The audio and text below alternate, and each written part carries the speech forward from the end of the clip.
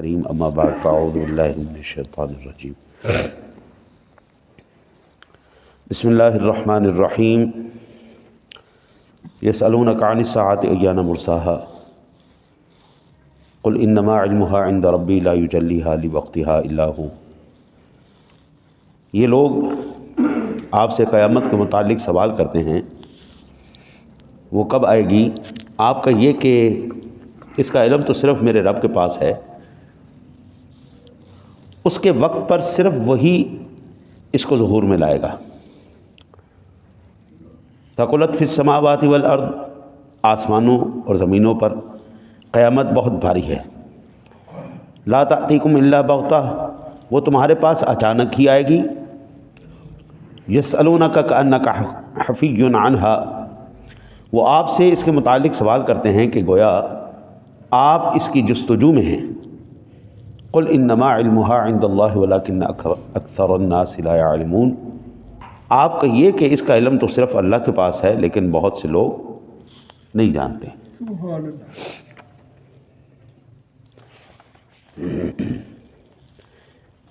جس وقت قیامت واقع ہوگی یہ وقت کوئی بھی نہیں جانتا، یہ صرف اور صرف میرے رب کا فیصلہ ہے۔ جب میرا مالک چاہے گا، حکم فرمائے گا، ہر چیز لپیٹ دی جائے گی۔ ایک تو یہ آیات مقدسات ہیں، دوسرا سورۃ الطٰہٰ کے اندر ارشاد باری تعالیٰ ہے ان اللہ عندہ علم الساعہ، یہ سورہ لقمان کے اندر ہے، بے شک اللہ ہی کے پاس قیامت کا علم ہے۔ ان الساعۃ آتیۃ اکاد اخفیہا، یہ سورۃ الطٰہٰ کے اندر ہے، بلا شبہ قیامت آنے والی ہے، اس میں اس کو مخفی رکھنا چاہتا ہے۔ وَيَقُولُونَ مَتَىٰ هَٰذَا الْوَعْدُ إِن كُنتُمْ صَادِقِينَ قُلْ إِنَّمَا الْعِلْمُ عِندَ اللَّهِ وَإِنَّمَا أَنَا نَذِيرٌ مُّبِينٌ، سورۃ الملک کی آیات مقدسات ہیں جی۔ اور کہتے ہیں کہ قیامت کا وعدہ کب پورا ہوگا، اگر تم سچے ہو آپ کہیے کہ اس کا علم تو اللہ ہی کے پاس ہے۔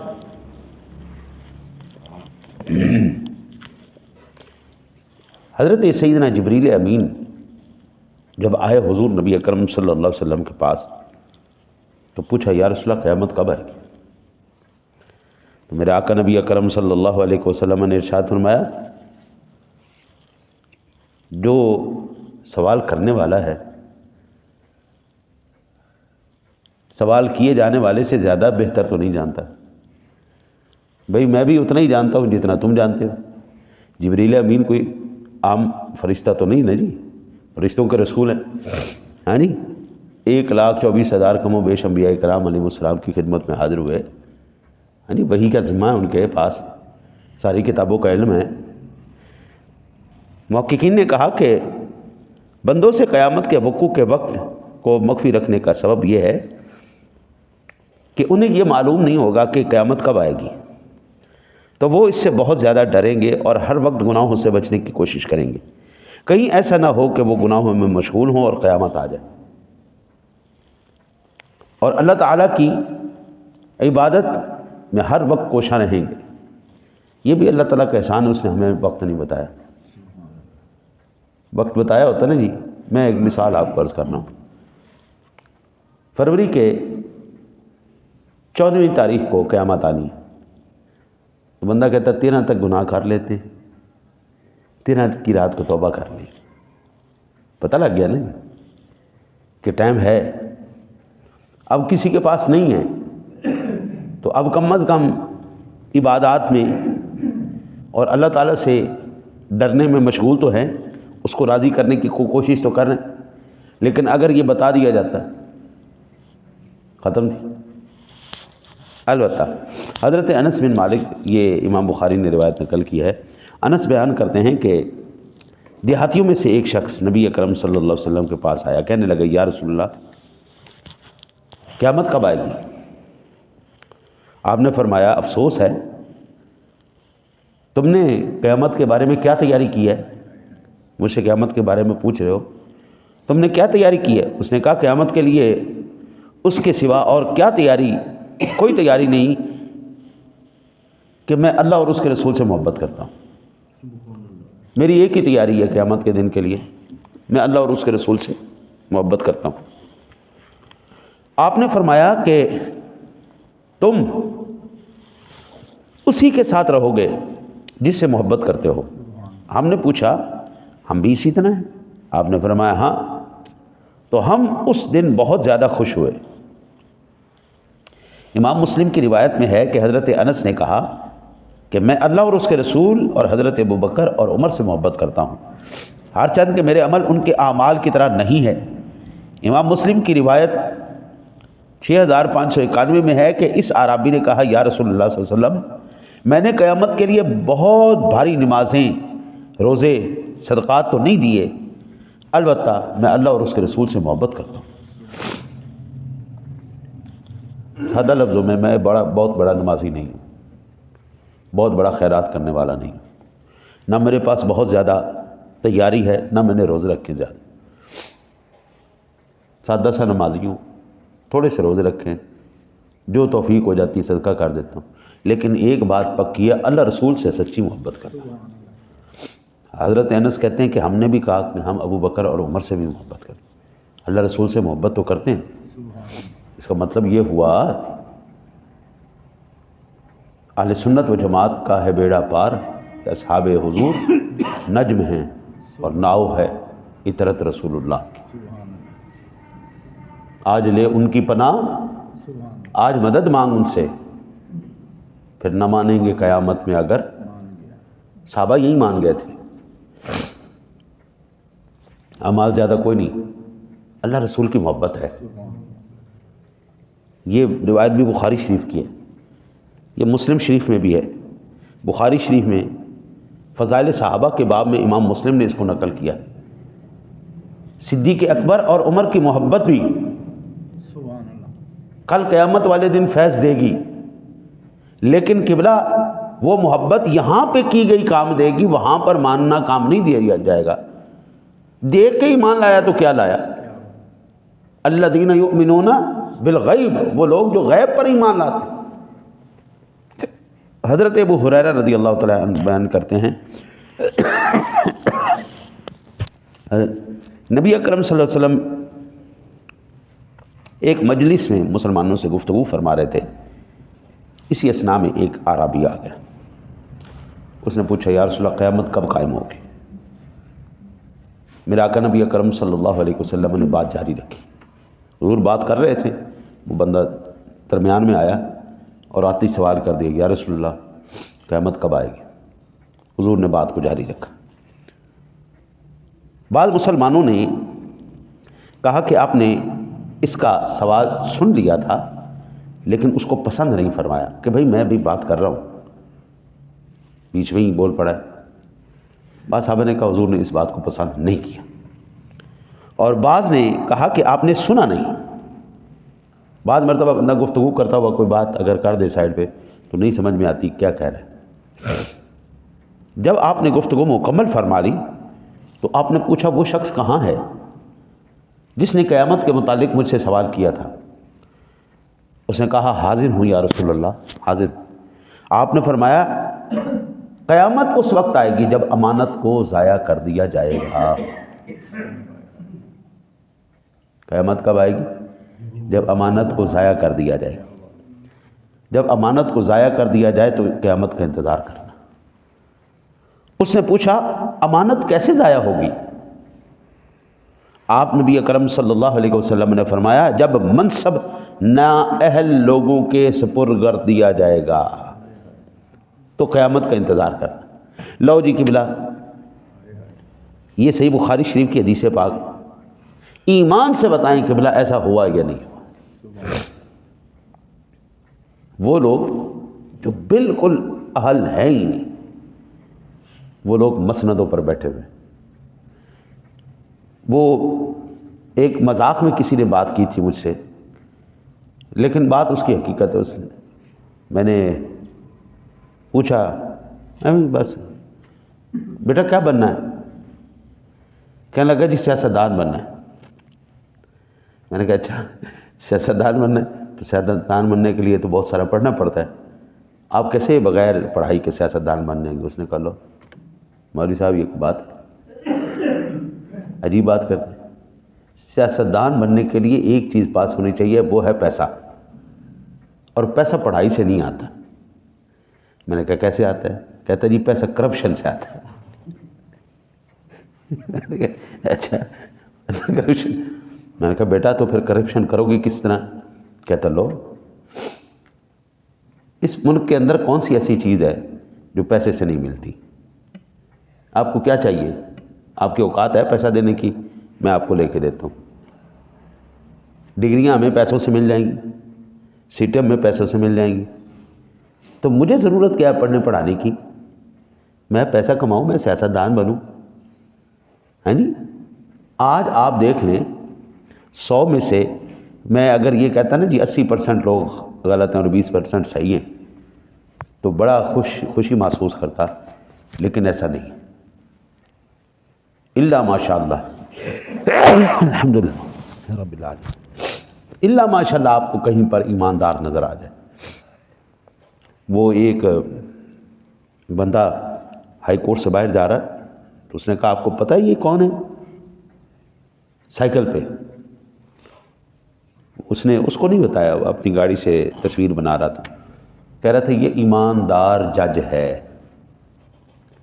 سائیکل پہ جا رہا ہے وہ کہہ رہا ہے یہ ایماندار جج ہے، اور جو ایماندار ہوتا ہے اس کا یہ اس دور میں حال کیا جاتا ہے کہ تو ہماری کرپشن کا حصہ نہیں بنا، اب دیکھ تماشا۔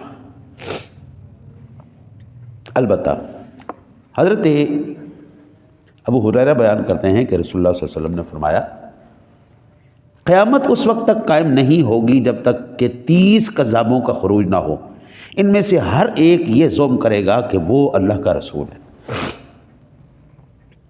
آج کل نا جی ہندوستان کے اندر بھی وہ نکلے ہوئے جی میں مہدی ہوں، پاکستان کے اندر بھی نکلے ہوئے، وہ ایک نویں ایٹم آئی سی، پتہ نہیں کی نا سی ہوندا، اندے بڑے چیلے بھی آ گئے کہ اگر آپ فروری میں ایمان نہیں لائیں گے، امام مہدی کو نہیں مانیں گے تو یہ پاکستان تباہ ہو جائے گا، یہ پاکستان ختم ہو جائے گا، بہت بڑا عذاب آ جائے گا، بڑا طوفان آ جائے گا۔ اچھا جی، الحمدللہ ثم الحمدللہ، جنوری کی آخری تاریخیں چل رہی، پاکستان تو سلامت ہے۔ تباہی کہاں آئی؟ جاپان میں۔ ہاں جی، کن پہ آئی؟ بے ایمانوں پہ۔ بندہ ان سے پوچھے تم تو کہہ رہے تھے کہ مسلمان تباہ ہو جائیں گے، پاکستان تباہ ہو جائے گا، تو تباہ تو وہ کافر ہوئے نے، تو کدھر گیا تہاڈا مہدی؟ اچھا، نہ صرف ایک اس نے کیا ہے دعویٰ مہدی ہونے کا، بلکہ ایک عورت نے دعویٰ کر دیا میں اللہ کی نبی ہوں اور میرا بیٹا امام مہدی ہے۔ یہ سارے تماشے چل رہے ہیں، ان سے فرق نہیں پڑنے والا۔ ایسے تو کئی ہزاروں آئیں گے۔ جن دجالوں کا حضور ذکر کر رہے ہیں نا جی، وہ 30 دجال ایسے آئیں گے، ایسے کذاب اور دجال آئیں گے جو صحیح معنوں میں فتنہ گر ہوں گے۔ آج کل کے میں انجینئر کو اگر فتنہ کہوں نا تو بالکل ٹھیک ہے، وہ فتنہ ہے صحیح معنوں۔ مرزے سے میں کہوں نا جی وہ فتنہ ہے، تو وہ فتنہ تھا، اس کا فتنہ اب بھی چل رہا ہے۔ آپ اندازہ کریں یار، میں نا پریشان ہو گیا ہوں اس بات سے۔ ہماری مسجد کا نام ہے مسجد احمد مجتبیٰ، احمد۔ اتنے قادیانیوں کا مجھے فون آتا ہے، اتنے قادیانیوں کا فون آتا ہے، 90% قادیانی مجھے کہتا ہے کہ ہمیں پیسہ دو، ہم جو ہے نا جی قادیانی ہونا چاہتے ہیں۔ 90% قادیانیوں کا، میں قادیانی ہونا چاہتا ہوں جی، میری فیملی ہونا چاہتی ہے جی، بتاؤ کتنا نوٹو دو گے؟ 10% قادیانیوں کا فون آتا ہے جی یہ ہمارا مرکز بنا دو، ہم آپ کو منہ مانگا پیسہ دیتے ہیں۔ کیا پیسہ آپ کو چاہیے؟ میں علل اعلان ٹھوک کے بات کر رہا ہوں، ساری دنیا سنو، میں تنگ آ چکا ہوں اس بات سے۔ یا مجھ سے قادیانی بننے کا میں نے الحمدللہ 60 مسلمان کیا ہے، میں نے کافروں کو مسلمان کیا ہے، میں مسلمانوں کو اب قادیانی کرتا پھروں؟ میرا دماغ خراب ہو گیا۔ یا قادیانیوں سے پیسہ لے کے یہ میں قادیانیوں کا مرکز بنا دوں؟ میں تو ان کی نسل کے اوپر، ان کی جو کے اوپر اور ان کے بڑے کے اوپر لعنت کرتا ہوں۔ جو تیرے در سے یار پھرتے ہیں در بدر یوں ہی خار پھرتے ہیں. انہیں جانا انہیں مانا نہ رکھا غیر سے کام، للہ الحمد میں دنیا سے مسلمان. ہمیں ضرورت نہیں ہے ایسے پیسے کی، خدا کی لعنت ہو ایسے پیسے پر. جو ہمارا مذہب، ہمارا عقیدہ، ہمارا مسلک، ہماری سوچ، سب سے بڑی بات حضور کا دامن رحمت ہم سے لے لے، اور لعنت ایسے پیسے کے اوپر. بھائی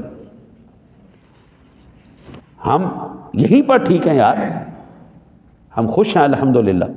ہمیں ضرورت نہیں ہے اس بات کی کسی دجال کے پیچھے، کسی کانے کے پیچھے، کسی ایسے کے پیچھے جس کی اپنی اولاد اس کی جو نہ ہو سکی، جس کے اپنے اس کے نہ ہو سکے. خدا کی قسم، اس نے یوسف پہ کٹی مصر میں انگشت زنا. اس نے یوسف پہ کٹی مصر میں انگشت زنا. سر کٹاتے ہیں تیرے نام پہ مردان عرب. حضور کے نام پر آج بھی سر کٹ رہے ہیں، حضور کے نام پر آج بھی عزتیں جناب موجود ہیں. آپ کی ناموس کی خاطر ہماری جانیں، ہمارے مال، ہمارا سب کچھ حاضر ہے، ہماری اولادیں حاضر ہیں، لیکن خدا کی قسم دامن مصطفیٰ ہم نہیں چھوڑیں گے. اس لیے میرے آقا نبی اکرم صلی اللہ علیہ وسلم نے فرمایا قیامت قائم نہیں ہوگی جب تک 30 دجال نہ آ جائیں. یہ تو فتنہ ہی کوئی نہیں چھوٹے موٹے. آج سکرین تے اعلان کر دیتا جی میں مادی ہاں میں مادی ہاں، تو انہوں نے بولنی سیدھی اردو بھی نہیں ہوندی. میں مادی ہاں میں مادی بولنی انہوں نے پنجابی بھی نہیں ہوندی. امام مہدی ایسے نہیں ہوں گے، وہ پوری امت کو لیڈ کریں گے. پوری امت کو لیڈ کرنے کا مطلب یہ ہے قرآن و حدیث کے اوپر مکمل عبور ہوگا اس بندے کو. یہ نہیں کہ ساجا ماجا چک کے امام مہدی بنا دیتا جائے گا. وہ بندہ دور رس نظر رکھنے والا ہوگا، وہ بندہ آل رسول میں سے ہوگا، وہ بندہ حضور جناب رسالت مآب صلی اللہ علیہ وسلم کے مشن کو مکمل کرنے کے لیے آئے گا. حضور دنیا کی بڑی بڑی طاقتوں کا مقابلہ کرنے والا ہوگا، دجال کے فتنے کو ختم کرنے والا ہوگا. مہدی اس کو کہتے ہیں.